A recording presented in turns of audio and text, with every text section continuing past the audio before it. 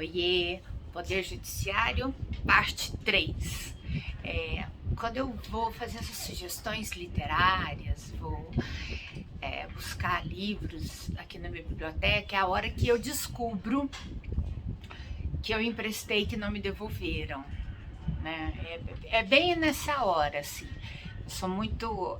Nessa hora eu não sou metódica, capricorniana, não.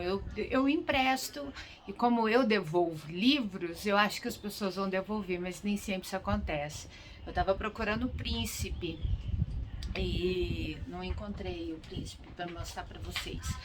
Mas acerca do Príncipe, tem esse pequeno livro de educação que é um educador, o Neidson Rodrigues. Ele traz as lições do Príncipe e outras lições. E aí ele vai trazendo sobre as questões que Maquiavel traz, as lições de Gramsci, as lições do cotidiano, a função política e social da escola, e enfim, faz toda uma construção do pensamento.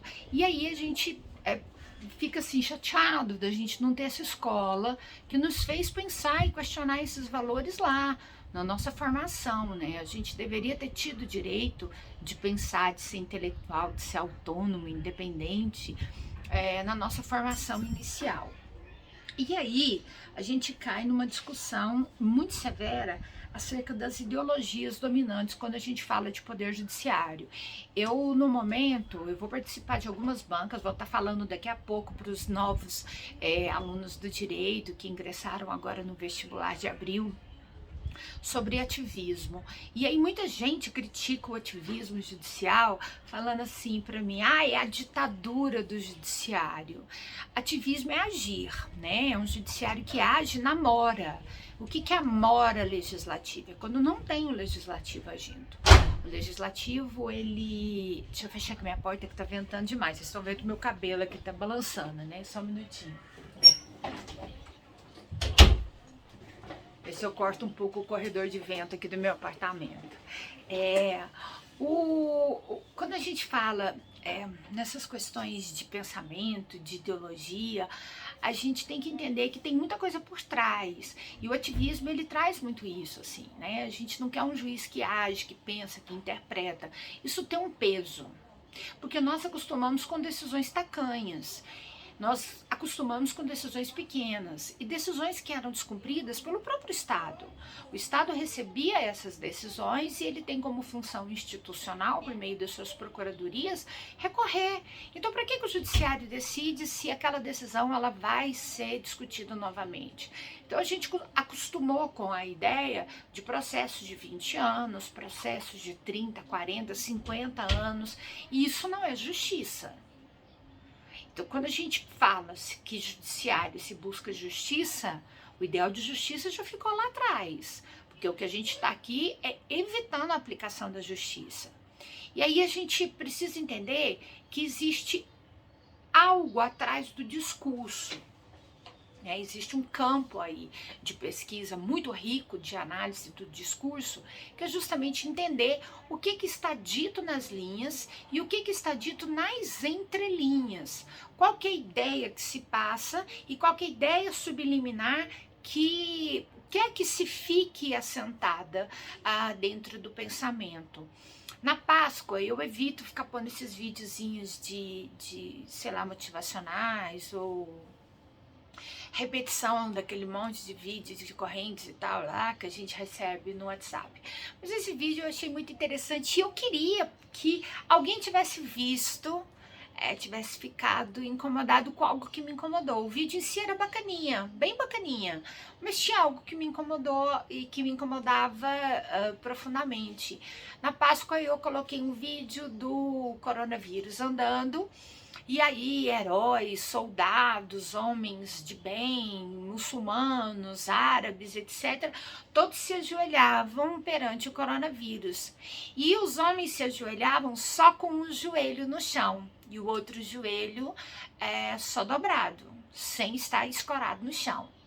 E todas as mulheres por quem o coronavírus passou, elas se ajoelharam com os 2 joelhos. Aí vem um garotinho e barra o coronavírus, vem Jesus atrás e derruba e queima e destrói o coronavírus, que é a esperança minha, pelo menos como cristã, que eu tenho, que isso, sabe, pela misericórdia, isso vai acabar. Mas vamos olhar agora o discurso.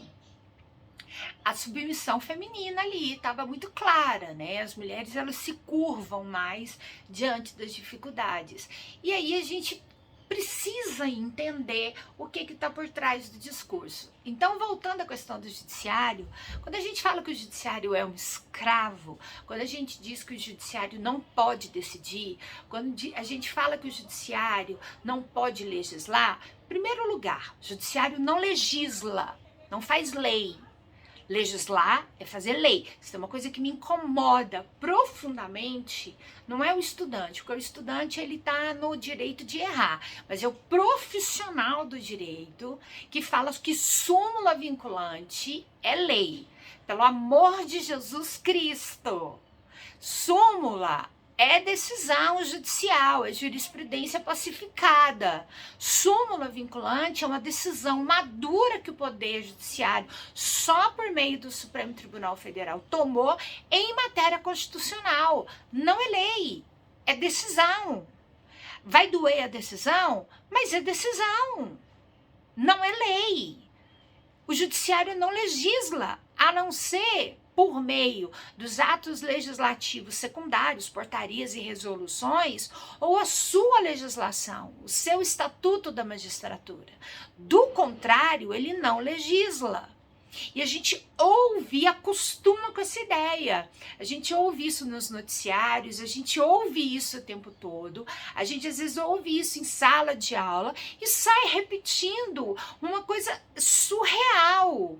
Porque vocês aprenderam lá na IED, não é inconstitucional, lá na IED que quem legisla é o legislativo, não é o judiciário.